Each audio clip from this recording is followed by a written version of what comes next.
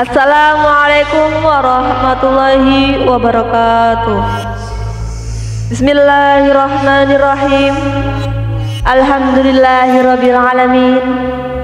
Wassalatu wassalamu ala asrofil anbiya'i wal mursalin Sayyidina Muhammadin wa ala alihi wa sahbihi ajma'in, amma ba'du. Sahabat cerita para wali yang diberkahi Allah Subhanahu wa ta'ala, semoga kita semua selalu dalam lindungannya dan diberikan rezeki yang barokah, umur yang panjang, agar senantiasa bersyukur kepada Allah Subhanahu wa ta'ala. Amin ya rabbal alamin. Kali ini saya akan berkisah tentang 5 karamah Umar bin Khattab. Rasulullah Shallallahu Alaihi Wasallam menjuluki Umar bin Khattab Al-Faruq, yang berarti orang yang bisa memisahkan antara kebenaran dan kebatilan. Khalifah kedua Sayyidina Umar bin Khattab radhiyallahu anhu adalah sosok sahabat Nabi yang patut diteladani. Rasulullah Shallallahu Alaihi Wasallam menjuluki beliau Al-Faruq, yang berarti orang bisa memisahkan antara kebenaran dan kebatilan. Bahkan setan pun lari apabila bertemu Umar bin Khattab. Gambaran fisik Umar adalah laki-laki berkulit coklat. Kedua tangannya aktif sehingga dapat melakukan pekerjaan dengan kedua tangannya. Memiliki tubuh yang kuat, tinggi dan besar. Tinggi badannya jauh di atas rata-rata.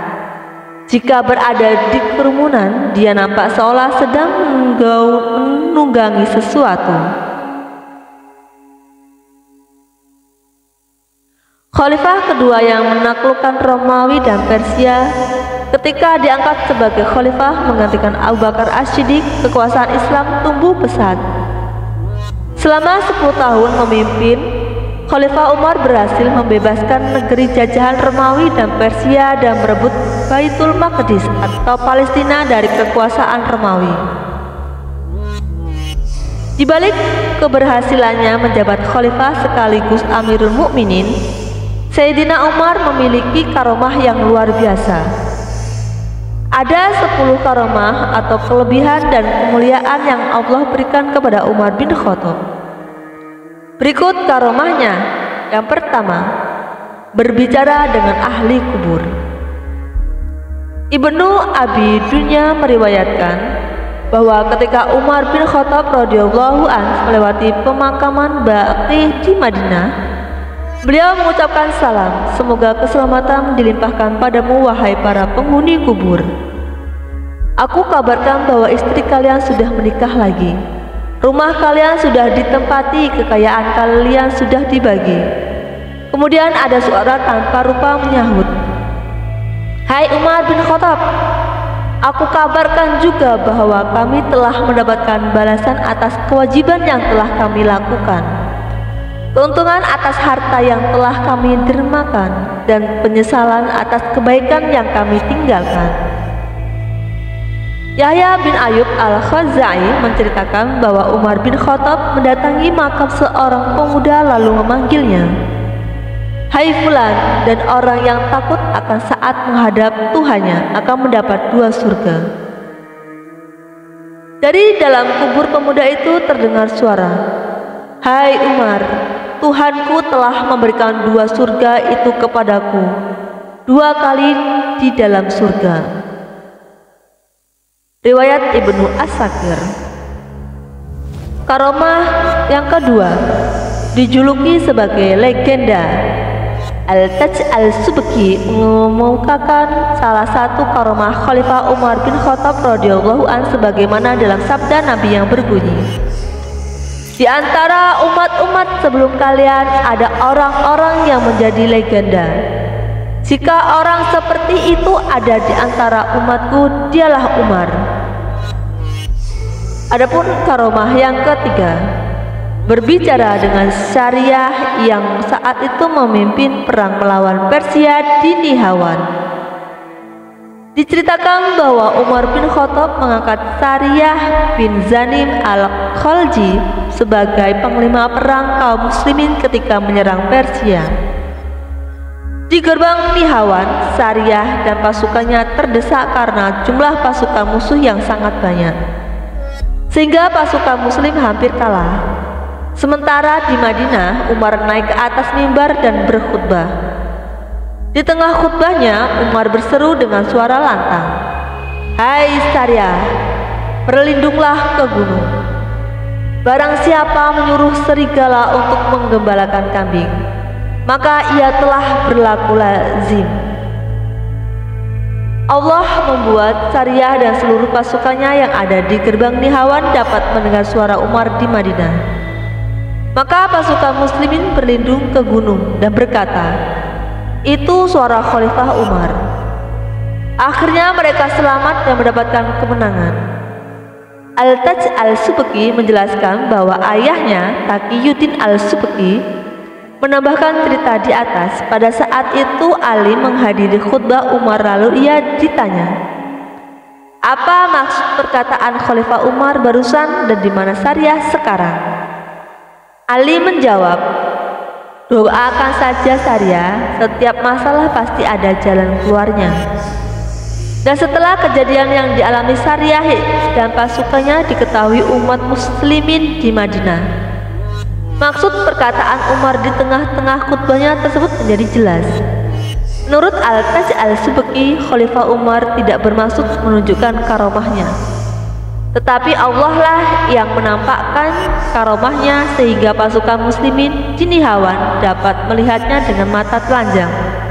Seolah-olah Umar menampakkan diri secara nyata di hadapan mereka dan meninggalkan majelisnya di Madinah.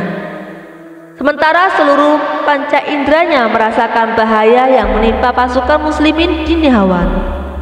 Sariyah berbicara dengan Umar seakan-akan sedang bersamanya. Karomah yang keempat, menghentikan goncangan bumi saat terjadi gempa. Dalam kitab Al-Syamil, Ima'in Al-Haramain menceritakan karomah Umar ketika terjadi gempa bumi pada masa pemerintahannya.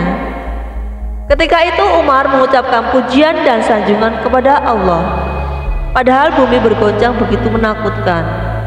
Kemudian Umar memukul bumi dengan kantong tempat susu sambil berkata, "Tenanglah wahai bumi, bukankah aku telah berlaku adil kepadamu?" Bumi kembali tenang saat itu juga. Menurut Imam Al-Haramain, pada hakikatnya Umar adalah Amirul Mukminin secara lahir dan batin, juga sebagai Khalifah Allah bagi buminya dan bagi penduduk buminya, sehingga Umar mampu memerintahkan dan menghentikan gerakan bumi, sebagaimana ia menegur kesalahan-kesalahan penduduk bumi. Adapun karomah yang kelima, mengalirkan sungai Nil di saat dilanda kekeringan. Imam Al-Haramain mengemukakan ketika sungai Nil tidak mengalir, penduduk Mesir melakukan ritual jahiliyah dengan melemparkan seorang perawan ke dalam sungai tersebut setiap tahunnya. Penduduk Mesir melaporkan hal itu kepada Amr bin As yang saat itu menjabat gubernur Mesir. Kemudian Amr bin As berkata kepada mereka, "Sesungguhnya hal ini tidak boleh dilakukan karena Islam telah menghapus tradisi tersebut." Kala itu penduduk Mesir mengalami penderitaan selama 3 bulan karena mengeringnya sungai Nil. Amr menulis surat kepada Khalifah Umar bin Khattab untuk menceritakan peristiwa itu. Kemudian Umar membalas surat tersebut dan menyatakan, "Engkau benar bahwa Islam telah menghapus tradisi tersebut. Aku mengirim secari kertas untukmu, lemparkanlah kertas itu ke sungai Nil." Kemudian Amr membuka kertas itu sebelum melemparkannya ke sungai Nil. Ternyata kertas itu berisi tulisan Khalifah Umar untuk sungai Nil di Mesir yang menyatakan, "Jika kamu mengalir karena dirimu sendiri, maka janganlah mengalir.